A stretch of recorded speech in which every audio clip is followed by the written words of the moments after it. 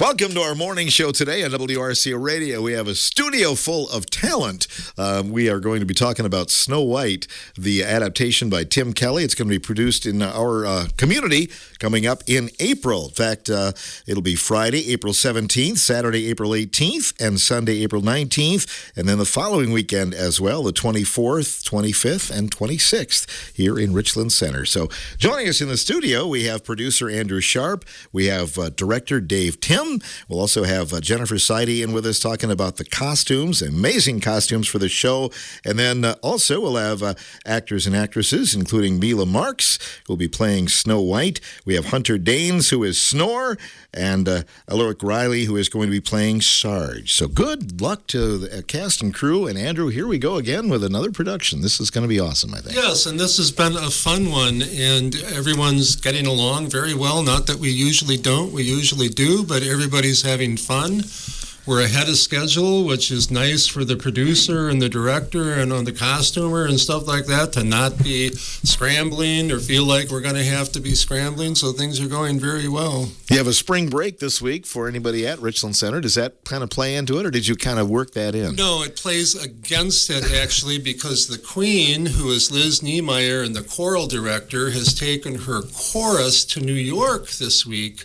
So they're gone. So we have certain cast members, Olivia, Elise, who is my daughter. Her daughter. Mm-hmm. She's having a good time, though. I'll bet she is. Right. So, but they're broadening their horizons, and I don't know if are they going to see a Broadway show? Yes, two. Yeah, so they're going to see two Broadway shows. They're seeing Wicked and Hamilton. Yeah, wow. They'll come back inspired then. They will, absolutely. That's great. Yeah.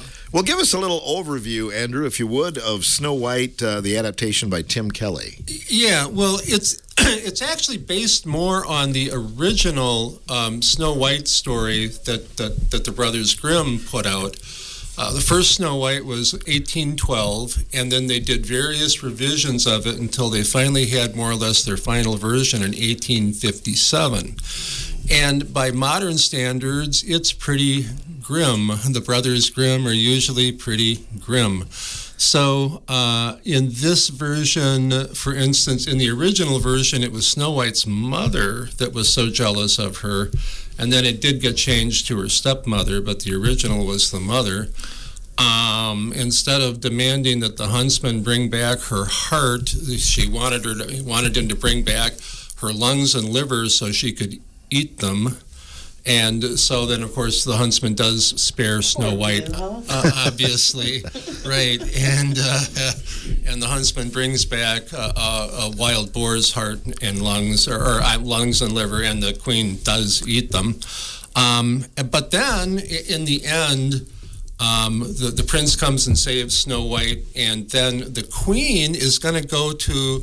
She's mad because she can't find Snow White, and the magic mirror tells her that he's still out there somewhere. But she goes to the wedding of the prince and shows up at the wedding and finds out that the bride is Snow White. And of course, being good Christians, they forgive her. Oh. No, of course not. This is the Brothers Grimm. They don't forgive her. They make her dance in red-hot iron shoes until she dies.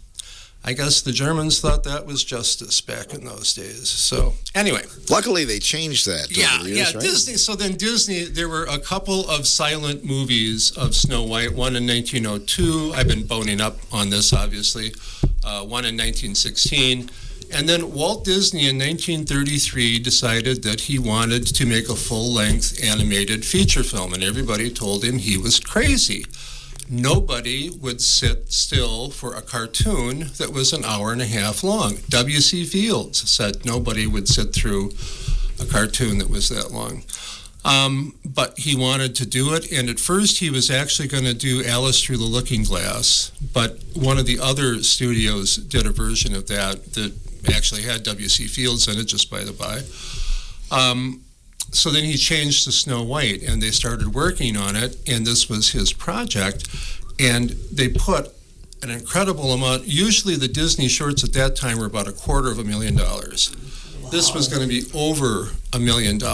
And they really didn't have the financing. Walt Disney mortgaged his house, mortgaged basically everything that he had for the money. They still didn't have enough money. So they had to borrow money. They needed another $250,000 to finish it. So they go to the Bank of America and bring in the Bank of America executive and show him how much of the movie that they had. And he sat all the way through it, never laughed, never smiled, never anything, just sat there. And then it's over, the lights come up, there's the moment of silence, and he turns to Walt Disney and says, "That thing will make a hatful of money. Your loan is approved." And so they went on. And then it was the first animated feature film, 1937. It was also, interestingly, the first movie to have a soundtrack.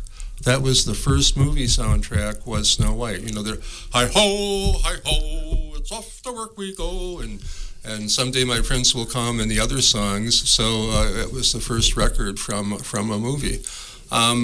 So, and it did very well, and I think that like Snow White is the only Disney princess that's in the Hollywood Walk of Fame. But everybody's familiar with the story nowadays in one way or the other. But long digression. Tim Kelly's version is based more on that original version. Where the witch the queen tries to poison her 3 times. First with a bodice that is too tight, and then the dwarves come back and save her.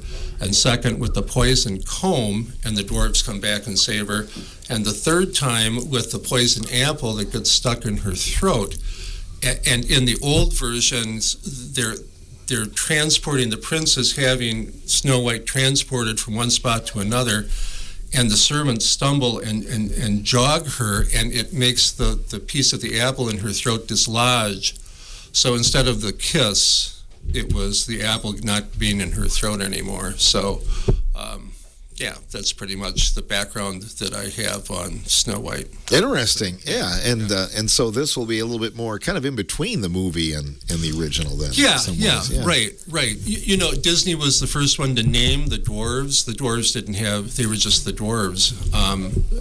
So, yeah, it's very much, I think this is much more Disney, really, than it is the original, so... The dwarves have a little bit different names, though, in this production, don't they? Disney, Darth Vader runs the Walt Disney Studios nowadays. They didn't just buy Star Wars. They bought Darth Vader and installed him as the executive. They've got the copyright, and the copyright's good until 2033. Oh. And so the names are copyrighted, so you can't use the names. So Tim Kelly had to change the names of the dwarves. Now, Snow White goes so far back that's not copyrighted, but they came up. I wondered why. Yeah. I honestly, I've been meaning to ask you why that is. It's copyrighted, so yeah. And there's certain things you can get away with the copyright. When we did Frankenstein, for instance, there are 5 features of the monster, and if you have all 5 of those, like the bolts in the neck, the scar in the forehead, the flat head, blah, blah, blah, if you have 5 of them, then it's copyright infringement. If you only have 4, you can get away with it. So when I did Frankenstein, we did not have the scar on the forehead and didn't have to worry about the copyright. Oh, if you're doing the Munsters, though, you'd have to be careful, too. Of course, the Munsters, they probably had enough money to... Maybe he didn't... I'll have to look at Fred Gwynn sometime. He had the bolts. Yeah, okay. All right. Yeah. They probably had enough money to buy their way through the copyright. Probably did. Yeah. But interesting how Snow White became so famous, and they have a whole empire now, basically. Right. She's the star of Disney World. Yeah. In some versions, I've heard that Snow White kind of saved the studio. Well, it saved it because it spent so much money. But I mean, it did it was the highest grossing movie until Gone with the Wind 2 years later, and then Gone with the Wind beat it. So. Okay. Yeah. Some good history there. Yeah, let's bring on the director over on the other side. He's been quiet so far. Dave Tim, good morning. Everybody's quiet when Andrew's talking. It's just kind of the way it goes. Not me, normally. No. Well, we're learning. We're learning about it. We are. Right? Yeah. So why did you want to tackle this particular production? Well, the goal of, I think, one of the major goals of community players is to, provide live entertainment for the area, but also an opportunity for young people to come in, and this show just has such an opportunity for so many young people. We have, I think we have well, it's a cast of 30, and I think 20 of them are children. At least, yeah. You know, age 12 or under, and some teenagers as well. So it's a great opportunity. So this, you know, I read a lot of scripts. This one kind of jumped out at me as an opportunity to do that. It started with a cast. The actual original script has a cast of 16, and I created a lot of other roles to get other people involved. Is it a challenge, though? I mean, you look at the script and you're like, I need a lot of young people here. Well, we want a lot of young people. So, yeah, you know, there's forest animals that come in and interact with Snow White and add a little comedic element to the show. We have some narrators that kind of help keep the flow of the show going. So it's been, there are a lot of challenges usually that come in front of a director, and my job has been so easy just because of the talent that has come in and the hard work that they put in to it. I always tell the story of the easiest job I ever had. Years ago, I directed On Golden Pond, and it's a small cast, which is good for a director, but I mean, there's 2 major roles in that, and I thought, what's going to happen here? And then Louise Murphy and Norbert Kalnin walked into the auditions, and it was like, I was done. My job was done. They, you know, they just did it, and so it made you look smarter, didn't it? Yeah, that's what's happening here. I mean, with all of the things that are going on, you know, I'm spending a lot of hours, but my job has been so easy just because of how talented everybody is. If I can add, a lot of these kids are first time. Right, we've got a great, they've never done it before. We've got a really good mix of some seasoned actors and actresses, but some new people that have come in. That's always great. We want to get people in and involved in theater. So yeah, that's a good point. It's been a really good mix, and like Andrew said, everybody's getting along almost too well. We have issues at the end of when everybody's leaving. Bye, I love you. Bye. You're like, get out of here. Mila's mom. I enjoyed. Mila's mom said one night, it's every night is like they're saying goodbye like they're going off to war. Like it's the end of the world, you know. And that's good. I mean, that just the chemistry is really good. When you have auditions, you know, we always read those. You know, you're going to have auditions on these certain nights. You never know who's going to show up, but it sounds like you hit a home run. This was the hardest part about being a director. We had 49 people who auditioned, and in the end, only 30 parts. So I had to say no to a lot of people. But that just shows how much talent there is, you know, in the area. We usually try to cast everybody if we can, but the stage at the auditorium is only so big, and I don't think we could fit 50 people on it, really. Not for, I mean, you could for a recital or something like that, but has some advantages, though. You know, the acoustics, and the new seats, the ambiance of the whole thing. So, yeah, absolutely. I'm curious. Do you suggest this for young children, or what do you think? Is it too scary? Yeah, it's family friendly, definitely. We have I don't know, who would be the youngest member of the cast? Do you think? Oh, is it Joanna? Joanna, maybe. Yeah. So I mean, yeah, we've got young kids in the cast, and I think they would be enthralled with and you know, Liz, as the queen, has some menacing moments that the kids might, but I mean, it's not going to be anything terrible, and it's mostly, I try to keep it comedic and light, and it's definitely family friendly. There's enough kind of comic moments in there to kind of break up the tension a little bit. Yeah. Well, they'll be enthralled by the dwarves and by the forest animals, and certainly by Snow White. So yeah. Let's talk about costumes. Jennifer Seide is here. Let's talk about costumes. Is it a challenge to put uniforms and costumes on all these players? It always is. I mean, it's not. I wouldn't say it's a challenge. It's just. It's every year is different. Every time we do it, it's different. We have different people, although there are those that I know their size because I've been doing this almost 5 years, and I'm like, yeah, I got you. I don't need your size. You're good. You've been in every production that I've been in. Oh, yeah, my son. Yeah, that's my son speaking over there. Don't know his size. So, yeah, just adding, like, sizing, especially when you have children, getting them to wear things the way that I want them to wear them properly and stuff. But other than that, I mean, it's just fun. It's really lighthearted, especially the woodland animals and stuff. I was making masks last night for some of the woodland animals, and just it's just kind of it's fun to see, and then to make them, and then seeing them on stage, it really comes to life. And just having people that are so willing to be like, okay, I'll wear that, be like, hey, can you try this? Yeah, well, okay, yeah, I will.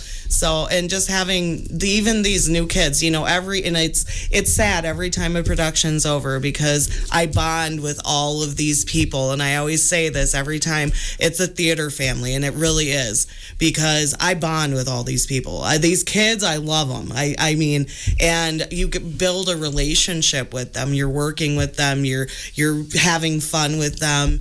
And, it is, like I said, it's family, and you see them out and you give them a big hug. And there's kids I haven't been in production with for years. I'll see them out and I'll get a big hug from them, and it's just great. When you're putting together what everybody's going to wear, when the script comes, is there a suggestion? Sometimes there is. Okay. I don't tend to follow that. I do my own thing. But there are times that I have looked it up, and I, if I'm a little stumped on what to do, or I want a better version of what the idea of the costume should be. But primarily I just kind of go by what I want, and then I ask the directors and others, what is this okay? Is this what you're thinking? Is there anything I can do? Can I change it? Can I make something different, alter it? And I do make a lot. This one, I don't always make a lot of the costumes. Sometimes I use what we have. This one, I'm making a lot of them, just because there are a lot of forest animals, and expense-wise, it's just easier for me to sew up a bunch of costumes and do a bunch of things rather than, breaking the budget. Sure. So, The dwarves, yeah, there was 7 dwarves. Yes, I'm not telling you why they're comedic, though, because I don't want to ruin the surprise. But there was some fun stuff with the dwarves that is going to be really comical, in my opinion. I couldn't stop laughing when I put stuff on them. So. Do you typically stand backstage with a needle and thread then? I do always have a needle and thread. Yep, I do have a scissors normally in my purse. I always have a needle and thread. I normally carry pins, safety pins, duct tape, things like that. Whatever it takes. Hot glue. I normally bring a hot glue gun or something just in case something breaks or something needs altered while we're going. Pins. Yep, I said safety pins, yep. Yeah. Andrew, have you ever done, you've done some videos backstage, but I think that's kind of a play in itself, like all of the things behind the scenes that go into a production. Right? Oh, yeah, absolutely. And for a director, and I think Dave could agree with this, a lot of times it's the stuff you don't know about. And then 3 years later, they tell you that this happened or that happened or whatever. And you go, oh, geez, I had no idea. Reminds me of parents, they're right. Glad I didn't know that. Yeah, right. Absolutely. Yeah. We were hanging by our fingertips, but we just got down just in time to, okay, all right. Sure. Thanks. Yeah, so. Sounds like things are in order. If you guys were going to put it on, how close are you right now, Dave, would you say? Well, like Andrew said, we're ahead of schedule, but we started earlier than usual, and the reason I chose to do that is because I knew that this week was coming with the spring break issues. And I will mention Dwayne Rose is in the play. He plays the walking, talking magic mirror. But he's also like our magic carpenter because he's doing all of this work and coming in, and so we're ahead of schedule for in terms of putting the actual stage together. I would say a lot of times we're a week before showtime when we're at this point, so we're sitting pretty good. I hate to say that because we keep saying, oh, we got 4 weeks, oh, we got 3 weeks, all of a sudden it's like, Oh, we got 2 yeah, tomorrow night. but I think we're sitting pretty right now, and we're going to keep plugging away, and then it's a matter of putting everything together, the lighting, the sound cues, the props. There's a lot of moving parts, and so but it's coming together, and I'll be glad when we get to next Monday when we can sit down with the whole group again and start putting it together. Dwayne Rose is one of those veterans for you. I mean, what show has he not been in recently? Yeah. He's been in a lot of shows, and but very valuable that way, but also as a carpenter, he's been a blessing. You brought along some young cast members. We're going to get to them after the break here, Great. but we'll introduce you to them in just a little bit. We're talking Snow White today on The Morning Show.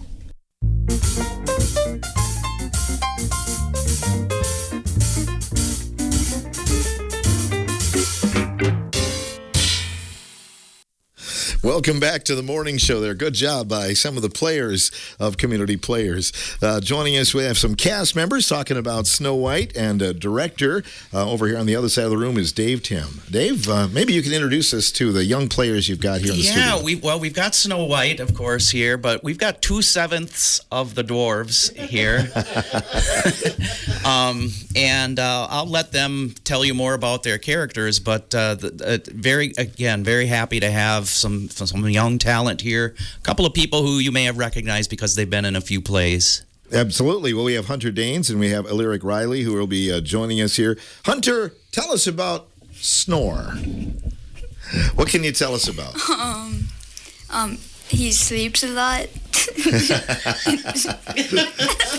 Is that a stretch for you? Do you have to? Yeah, I don't really have to do much, but sleep. Uh-huh. Yeah. Did you know a lot about Snow White before you joined the cast? I mean, not really, but We'd seen it. yeah, we've seen it. But while we were doing it, in the beginning, we watched the live action for my mom to kind of get input on what to do with the costumes and It's stuff. for me. And, Sure. We watched and it for also me. just for me to find out how he acts and stuff, and I have a few lines, and mostly talking about sleeping or food. So you say it's going to be kind of a comic role. Oh yeah. Yeah. And can you give us a little bit of insight into what you're going to be wearing for a costume? No. No? It's gonna be a surprise, but all the kids, the dwarves, do not like wearing it. It's gonna be. I'm a tyrant. I made them wear But, crazy stuff. Yeah.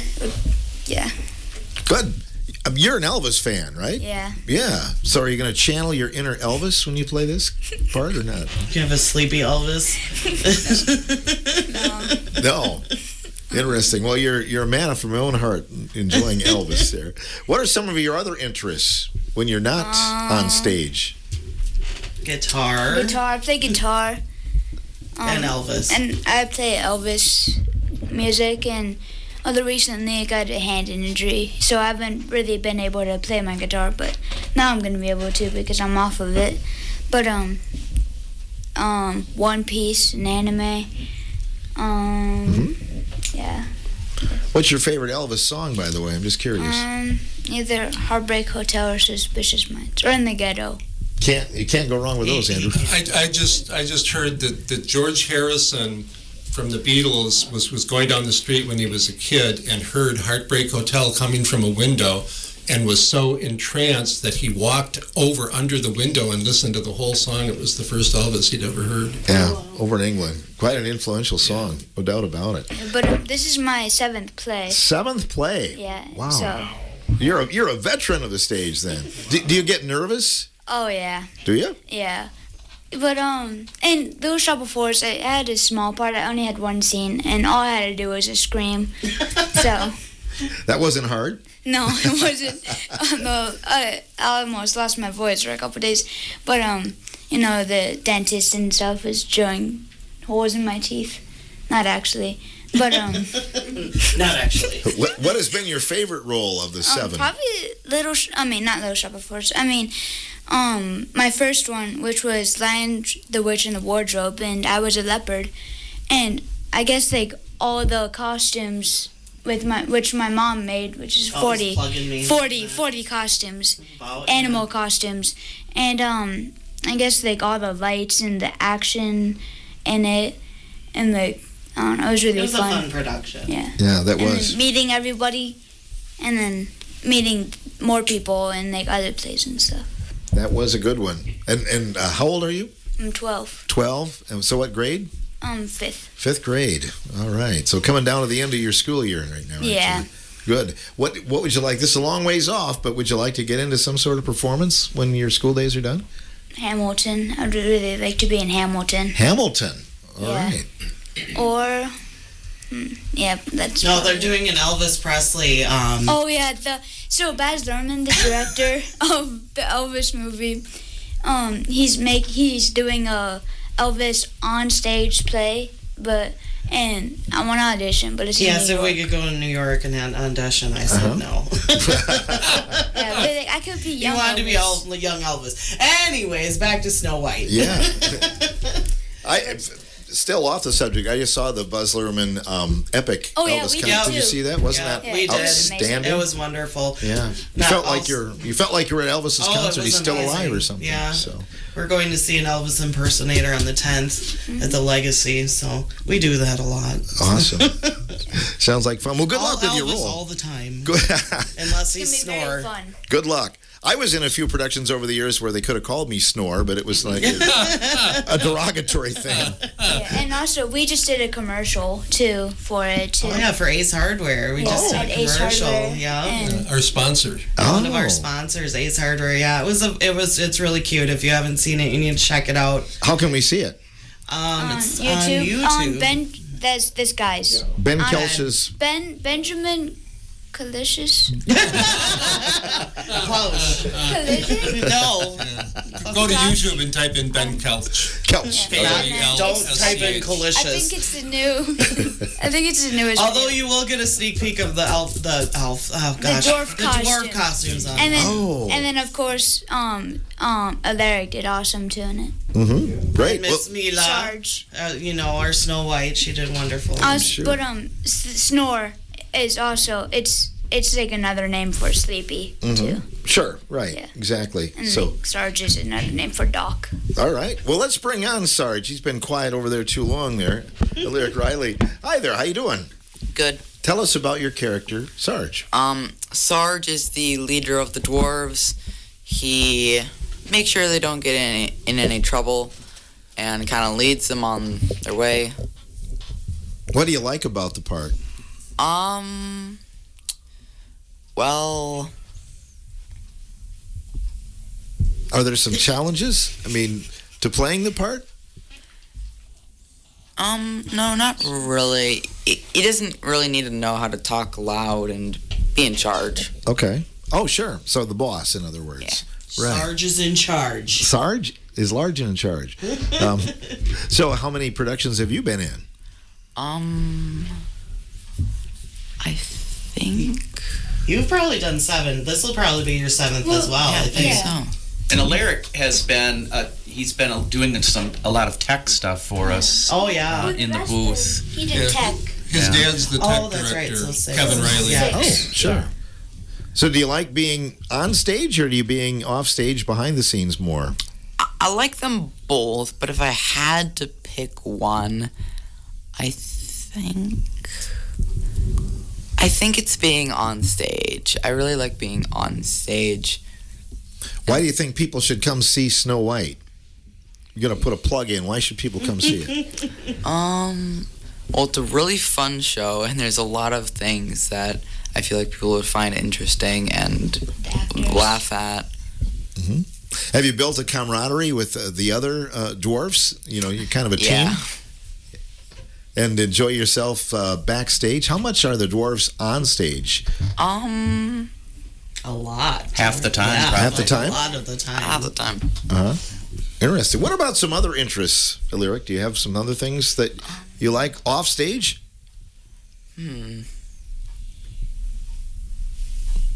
School, probably. School? You like school? Schoolwork, yeah. And Getting school. the hard questions in. Do you have to bring some schoolwork with you to play practice? No, I usually get it done. Do you really? Well, good for you. Yeah, that's awesome. Working ahead. I like that. Have you thought about being in more productions or some things you'd like to do down the road? Well, I certainly like being with the community players. Uh-huh. I I'll probably do more shows if as long as I can. You better. Yeah. Once it gets in your blood, it's hard to get it out. It isn't is. It's Yeah. very hard to leave. It's like I keep saying, it's a family. They're my family. Once you're part of the family, Most part of the definitely. family. Yeah. That's Great. right. Well, last but not least, we've kept her quiet. Mila Marks is here as well. Snow White. Good morning. Morning. Good to have you on with us. I was worried maybe you'd oversleep. You know, but you didn't. So, tell us a little bit about yourself, Mila. I have been playing piano for 8 years, guitar for 1 year. I would consider myself musically inclined. I do choir, I do band. I have been into theater since I was 5. I just love music all in general, and this was a great opportunity for me to test out acting. Had you ever dreamed that you'd play Snow White someday? Not particularly Snow White, but I have thought about getting a lead role one day, and this is what I've been thinking about. Awesome. So tell us a little bit about what you like about the part and maybe what some challenges will be as you face this. So she's very princessy. She's very good with children and really everyone in general. And I consider myself to be a decently social person, so it's very easy to get into that mindset. Some challenges have been the costumes.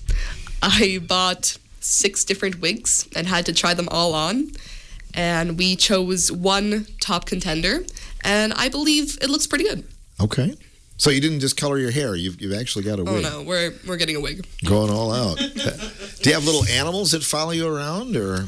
Yes, we do have the forest animals that play a part. I get a scene with the forest animals where I sort of, it's very cute. Not going to go into depth on that one. Interact with them. Yeah. Mm-hmm. So you mentioned music. Do you have any singing? Is that a part of this production? So I do have 2 sort of lullaby sort of parts. They're very short, but I get that, and that's very fun. What about some other interests you have when you're not on stage, Mila? Again, music in general. I love listening to music, singing. I also like arts and crafts type of stuff, bracelet making, Interesting. I've got to say, I've heard Liz Niemeyer speak very. She's got a very good voice. So, just by the by. So she's not just talking. And if Liz says you do, right, she probably right. does. Yeah, Right? Liz has never told me I have a good voice. So I can't believe that. So, and what grade are you in, Mila? I'm in 8th grade. 8th grade. All right. Interesting. So, and I think she skipped a grade. I did. okay. Yeah. And this is a part. I'm not sure how old is Snow White supposed to be in the original. In the original, it started out when she was just a baby, like 5 years old, 7 years old, but very young. We could just say very much younger than we would approve of nowadays, I think. So, Yeah. Interesting. So the challenge is you're playing someone maybe a little bit older than you. Then, Yeah. Right? And in terms of why somebody should come see it, any thoughts on that? Honestly, it's just been a really fun experience for me. I like how the script portrays the characters, and I love our cast. We have some amazing people on cast, and I just feel like it's an amazing thing to see. It's artistic, even. Do you have to spend time laying motionless and Yes, sleeping? very much so. I have. Very uncomfortable I- looking. yeah, that's what I was going to say. How hard? What kind of a challenge is that? It's a lot of collapsing, really. It's hard to play fake dead when you're not dead. yeah. The other thing that I can see is when youngsters come to see it, they're really going to look up to you. That's going to be an interesting role for you, isn't it? Oh, yeah. Yeah. But my mom worked as a nanny for about 6 years more. So I have dealt with children for a long while. I don't have any siblings myself, but I've dealt with taking care of All children. the kids swarm her when she walks Yeah, I was in. going to say. Yeah, all the kids They do. swarm her. There, she's very beloved by all the kids, all the cast, the woodland creature, everybody. She's a She's great. one of us. Yeah, she's one of us. No, she's a wonderful young lady, and I'm very proud of her, and I just met her not long ago. So what prompted you to audition, Mila? I've always looked for theater opportunities. I just moved to this school this year, and the main reason I moved was because of the opportunities to act, to sing, to do all that type of stuff. And Richland Center had that.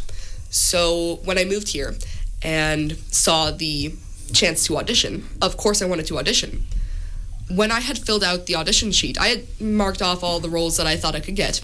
So the Vixen, a few others. And then I noticed that it said, check which ones you would be okay with accepting. And I was like, well, I would love to accept a lead role, obviously. So I finally checked Snow White. Yeah. I ended up getting it. Did you have to sing to audition, or did you? I did not have to sing to audition, but I knew that if I had to, I would be prepared. That you would do it. Yeah, good deal. So it's over a couple of weekends, and that sometimes is a challenge too. You've got to get up for one weekend and then kind of, regroup, rest, and then come back for the next weekend too. Are you looking forward to being in more productions? Oh, very much so. I want to do this for as long as I can. And in high school, you'll have the opportunity as well. Yes. So at Richland Center High School. In fact, I think it's musical year next year for them. Yes, yep, it's musical. Yeah. Yeah, good. They're doing Mamma Mia, I think. Mamma Mia. Oh. Maybe. Don't quote me. That's just what I've heard. We'll ask Liz I believe so, yes. when she Yeah. gets back from her trip. Yeah, I We'll believe ask. it's Mamma Mia because I'd been asked to do costumes. Wonderful. Dave, you got a wonderful cast here, and Mila was quite a find for you too. Oh, like I said, I'm very proud of the talent that's here, and the fact that she came in and I knew Mila prior to this, but I didn't know she had the talent that she did, and the love and passion for music and theater, and so. When down the road, when the next Meryl Streep over here shows up, you know who discovered her. You'll take all the credit, right? Yeah, I will take the credit for sure. Tickets are very reasonably priced for this Yeah, production. we wanted to, again, because it's a family show, and I know it's difficult for families. If you've got mom and dad and 3 kids or whatever it is, it gets pretty expensive. So, $10 for adults and $5 for children. I don't know what we said the cutoff was, but 18 and under. yeah. So, very reasonable for tickets because we I'm want sorry, lots of people. Under 18. Under Yeah. 18, not 18. Yeah. Is there a chance that one of the productions could sell out? Well, there's always a chance that could happen. Now, we're seating 450 in the auditorium right now, and I would like to take a moment to do a plug for the Richland County Performing Arts, or Richland County Performing Arts Council, who's done a tremendous amount of work on the auditorium over the past couple of years. New seats, repainted, the stage is painted, it's all cleaned up. The basement has been cleaned up, stuff that people don't even see. Now they're working on the balcony. They come in and are working there almost every day, literally almost every day working on that theater. And so it's really, more than spiffed up. There's been dramatic improvements in the theater. And so it's much more of a pleasure to come see a show there, too. And we're very grateful to that and grateful to them for having done that. When you sit in the seats, it's almost like a different venue. Yeah, isn't it? It really is. Yeah, it's not a torture chamber anymore. Where how much longer can I sit here to watch You don't have this? to grab a cushion when you first Right. walk in. And here's your cushion. Although there are a bat there. There is a bat there. Well, it's a pet bat, though. Yeah, his Yeah, name His name is yeah. Bruce. We named it Bruce. We've trained it. Can you work it into Snow White? It does. mean, Well, yeah, as long as it comes out when the Queen's there. Yeah, I already told Liz about that to be able to ad lib. We set one free the other night. Oh, right. Yeah, Jenny I was did. brave and picked it up and I'm not scared of it. with a scarf. She picked Although it up. I do have an amazing video of me releasing it and my wonderful son screaming at the top of his lungs because it went flying at him. And I show it to many people that want to see it. So if you see me out and you want to see the video, just you hit me up. I'll show you the video of my son freaking out about bats because he just said, no, hold on. He just said he wasn't afraid of bats, and then 2 seconds later was running in the street screaming. Also, Matthew Rowe is the co-director, and he's done a really good job. He heard it a block away. Oh, I bet. That could be in the DVD extras. Yeah, I think we should put this in there somewhere. Blooper reel. Yeah, the blooper of, Well, it looks like all the stage is set for it, and I know, Dave, you're going to be back a little bit later on with more cast I'd like to bring members. some more dwarves and other characters in, and hope maybe we can get Liz away from school to come for a little bit and talk. So Good. And she's the Wicked Queen, right? she's the evil queen. The evil queen. Yeah. She's the queen, but we keep calling her the evil queen because she is evil. Yeah. As you will find out. I'm sure it's going to be tremendous. Thanks, guys, for coming in today. We appreciate it. Great. Thank Thank you. you. You bet. Snow White, joining us at WRCO, Jennifer Seide, Mila Marks, Andrew Sharp, Hunter Danes, Alaric Riley, Dave Tim. And again, the production date's coming up on Friday, the 17th. It opens up, and Saturday, the 18th, both nights at 7, Sunday at 2. The following weekend, same times, April 24th, 25th, and 26th at the Richland Center City Auditorium.